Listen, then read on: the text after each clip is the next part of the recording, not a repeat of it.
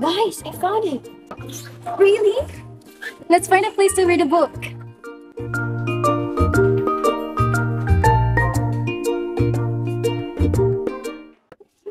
You know what? I'm really curious about the significance of this book. Bella, you see, we have Rizal Law, which also known as RA 1435, mandates the teaching of life, work, and writings of Jose Rizal in all schools in the Philippines. Well, now I'm curious about the content of this book. Settle now, you two. Let's get started by reading Rizal's book, Nonimitan.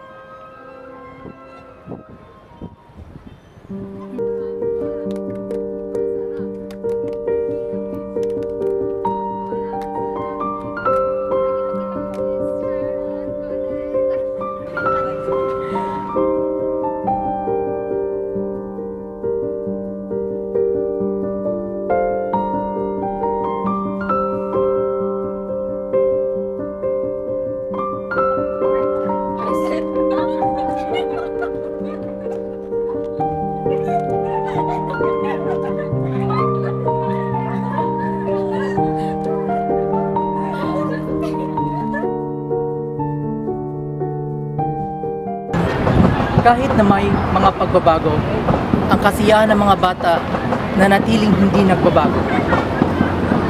Sila pa rin ang pag-asa ng ating bayan. Crisostomo, kamusta ka na? Ang tagal mo nang hindi nagparamdam sa amin. Senyor, maraming salamat sa iyong mainit na pagtanggap.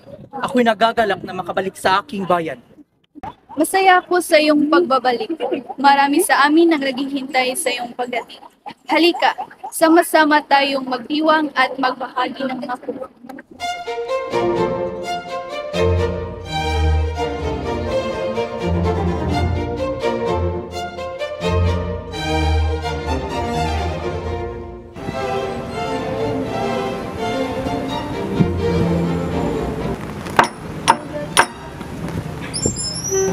Crisostomo, natatawa ako at pinaunlakan mo ang imbitasyon. Oo nga, Kapitan. Napakalaking pagsalubong ang inyong binigay sa akin.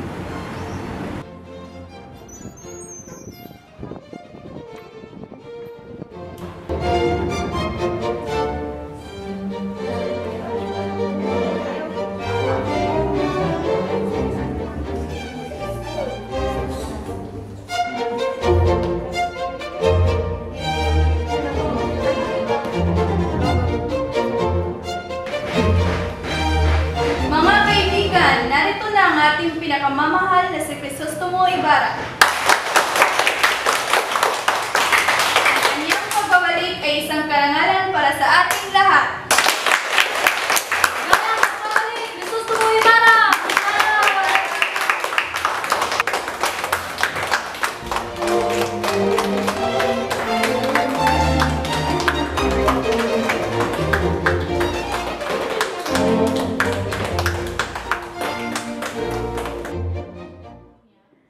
Magandang gabi, Padre Damaso.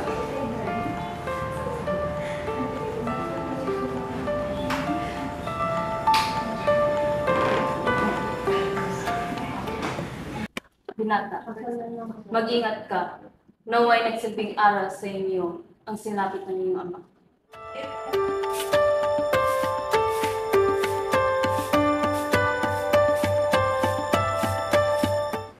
Mukhang malapit sa inyo ang aking ama. Maaari niyo bang isalaysay ang kanyang totoong sinapit? Hindi niyo pa rin ba nalalaman? Batid ang lahat ang nangyari sa inyong ama. Namatay siya sa bilangguan. Ang aking ama? Nakulong? At namatay sa bilangguan? Sandali lamang. Kilala niyo ba ang aking ama? Oo, si Don Rafael Ibarra ang inyong ama. Batid ko'y alam mo na. Maaari niyo po bang isalaysay ang mga nangyari? Ilang buwan pa lamang kayong umalis nang magkasamaan ng loob si Padre Damaso at ang iyong ama. Pinagbibintangan ni Padre Damaso na hindi nangungumpisal ang ama mo. Gayong matagal na niya itong alam. Mula noon, ay palagi nang pinasasaringan ni Padre Damaso ang iyong ama sa tuwing nagmimisa siya. Isang araw, nagkaroon ng alitan ang iyong ama at ang kolektor. Aksidente niyang naitulak ang kolektor at tumama ang ulo nito sa isang malaking bato. Siguro, kung walang mga kaaway ang iyong ama, ay hindi siya makukulong. Malalaman mo ang ibang pangyayari kay Kapitan Chavo. Maraming salamat sa iyong mga impormasyon, Teniente.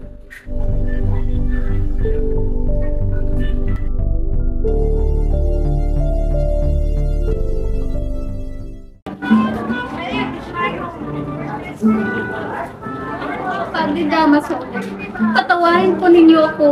Mahal ko si Ibarra at hindi ko kayang talikuran ng aking damdamin at matari sa iba. Maria Clara, ikaw ay dapat sumunod sa mga matatanda. Hindi ka dapat lumaban sa amin. Ngayong puso ay dapat sa simbahan at sa isang Pilipinong Katoliko. Padre Damaso, hindi niyo kayang pangimasukan ang puso ni Maria Clara. Mahal namin ang isa't isa. Hindi niyo kaming maaaring paghiwalayin ng ganito. Crisostomo Ibarra, ang iyong pagmamahal sa dalaga ay walang halaga. Ako ang tunay na lalaki na kaya alagaan at bigyan siya ng maayos na buhay. Ano ang may mo sa kanya? Isa kang irahe! Ikinasusulklam ko, pero ang pagmamahal ko sa kanya ay di pa sa anumang kaya mong ibigay. Hindi pera, kapangyarihan ang sukatan ng tunay na pag-ibig. Ako ay mag-aangkin sa kanya na may malasakit, pagmamahal at dignidad. Crisostomo, hindi ko alam kung paano ko kayang paghiwalayin ang aking mga damdamin. Ngunit, hindi ko rin kayang ipagkait ang kagustuhan ng aking ama. Anak ko, pinagmamahirap na desisyon ang aking harapin. Ngunit bilang ama, nararapat kong isipin ang kaligayahan at kaligtasan. Paumanhin, Ibarra, ngunit hindi ako makakapayag sa iyong pag-iibigan.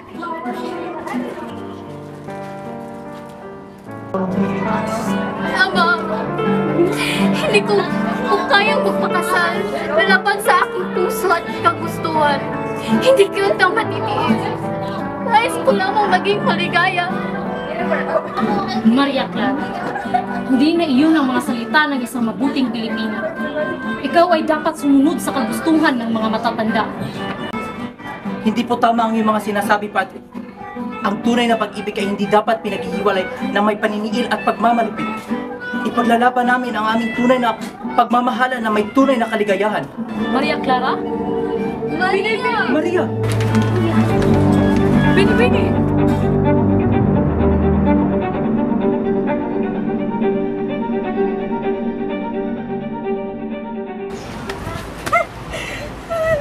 Huwag na po.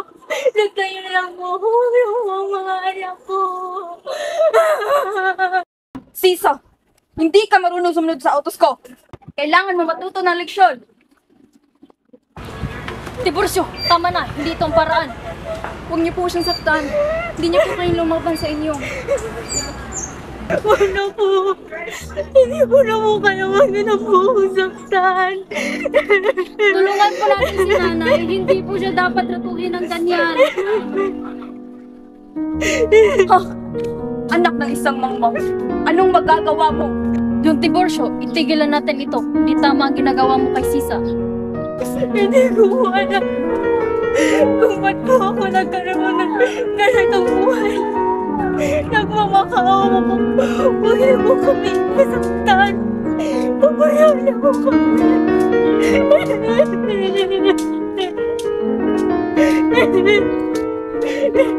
Nakakahiya ka. Hindi namin kayo papayagan na gawin ito sa kanya.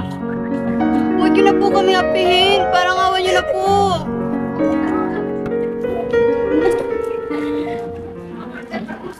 Tingnan niyo si Sisa. Parang isang baliw na babae. Oo nga. Sinapit niya ang kamalasan. Sinong mag-aakala na ganyan ang kanyang magiging kalinasan? Kawawa naman siya.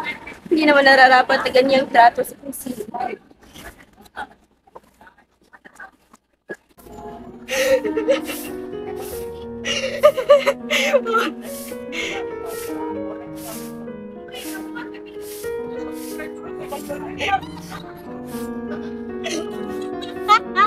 Tama na! Tama na! Hindi ko na kaya ang sakit! Ang sakit! Ang sakit!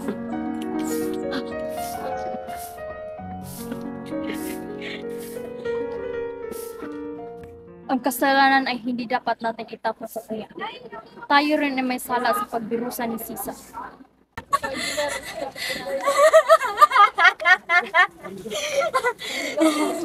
Baliw!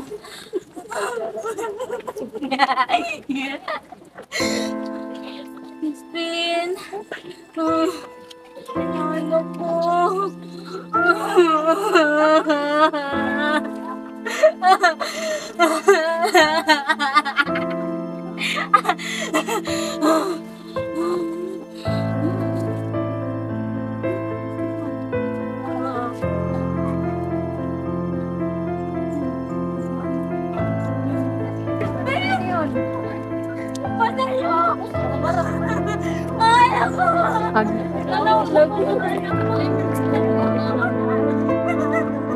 Nandito yung mga anak ko!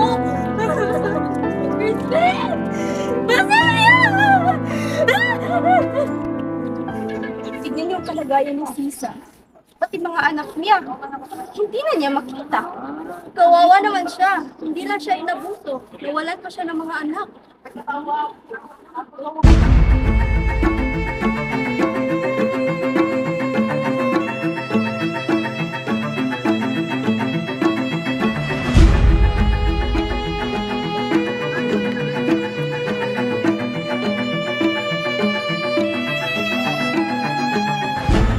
Hinahabol na tayo ng palwa, Crisostomo. Kayo na ang mamamangka sapagkat ako ay tatalon. Bakit? Huwag kang umalis. Lumaban na lamang tayo. Wala tayong dalang sandata. Ako na lamang. Ako ay tutubusin at aking ililigaw. Maraming salamat aking kaibigan.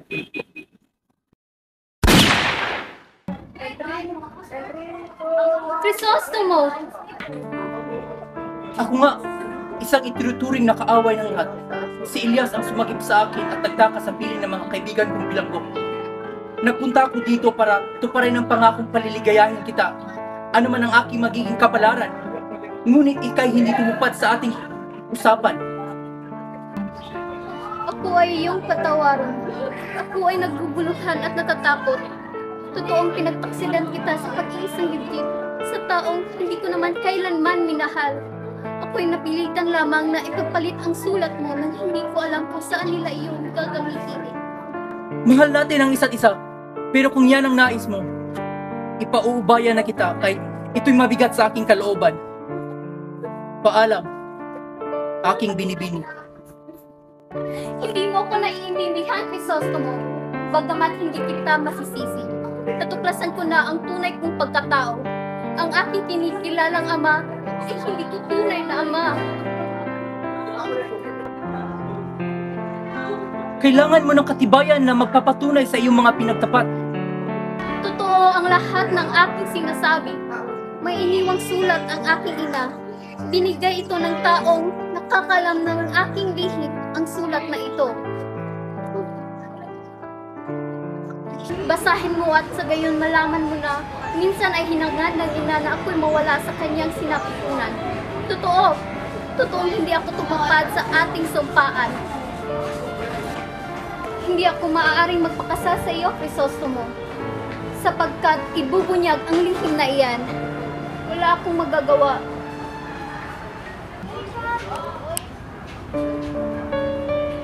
Maria, alam ko ang iyong nararamdaman at naintindihan kita. Maligayan akong pinakikinggan mo ako. Wala akong magagawa kundi ang magtiis upang patuloy na maitago ang aking lihim. Ngayon ay magagawa mo pa ba akong ipahiya? Hindi. Hindi ko kayang saktan ang aking iniibig. Bagkus, ako ay maligaya na ikakasal ka na. Oo, iyon ang kagustuhan ng kinikilala kong ama at alang-alang sa dangal ng alaala ng aking ina. Ngunit hindi malilimutan ang naging sumpaan natin. Ano ang ibig mong mangyari? Madilim ang hinaharap. Ngunit gusto kong ibatid sa iyo na minsan lamang ako umibig at hindi na ito maangkin ninuman. Maria, lalayo ako ngunit patuloy ang tunay kong pag-ibig sa iyo. Tumakas lamang ako, hindi magtatagal at malalaman nila ito. Marahil ako ay tugisin at patayin.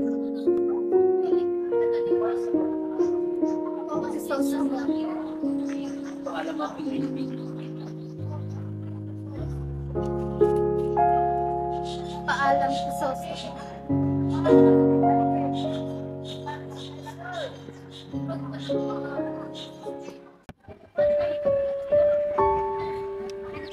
O aking iniibig.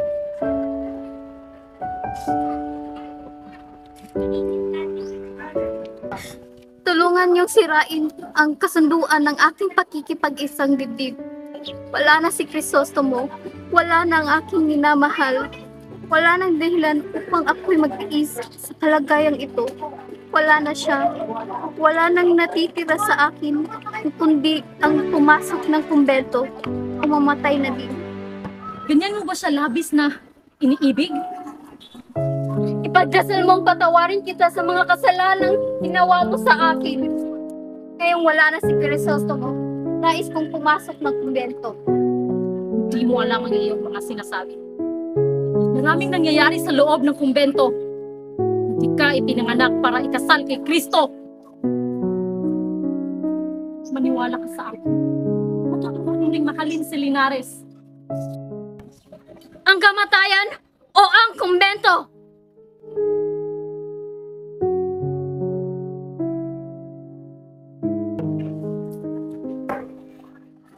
For some reasons, I felt sadness and hopelessness of the characters in the book. Those abusive friars and officials are so evil. Why do people like them even exist in the first place? The message of this book is hope. Don't you guys see? Despite the abusive and exploitation that the Filipinos experienced during this time, results stood up for his people. And the underlying message here is that Ceriza loves our country so much, and we should also do the same. Astrid, you're right.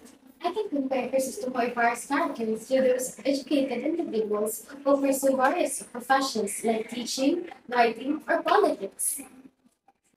But despite their strong social and political consciousness, which manifests in their activism and participation in protest, many of them end up as hostages of the ruling class, with others going on to become CEOs in businesses that abuse and exploit their fellow citizens. It contrasts the that Ellis does not trust the system that upholds exploitation, oppression, and social injustice.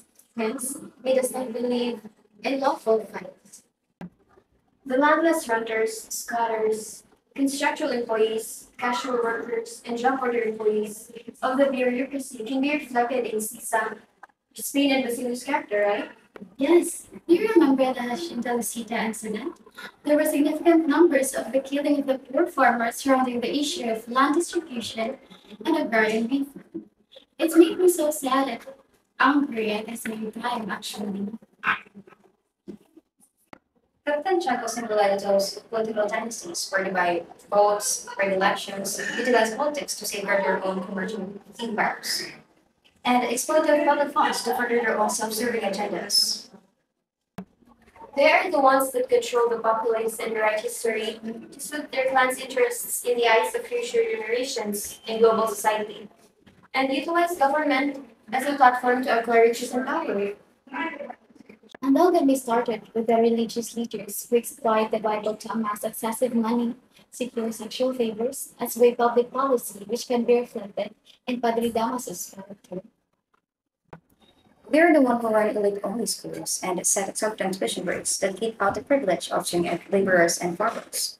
And also, they all talk and talk, but do nothing to actually assist the privilege. It is really sad to think that it is our fellow Filipinos who hurt our own countrymen. Injustices such as corruption, exploitation, and social cancer. Well, guys, we better get going now. The library is about to close. Yeah, we need to go. My mom will be looking for me. Guys, after reading Rizal's novel, I just remember what he once said. To foretell the destiny of a nation, it is necessary to open a book that tells of the past.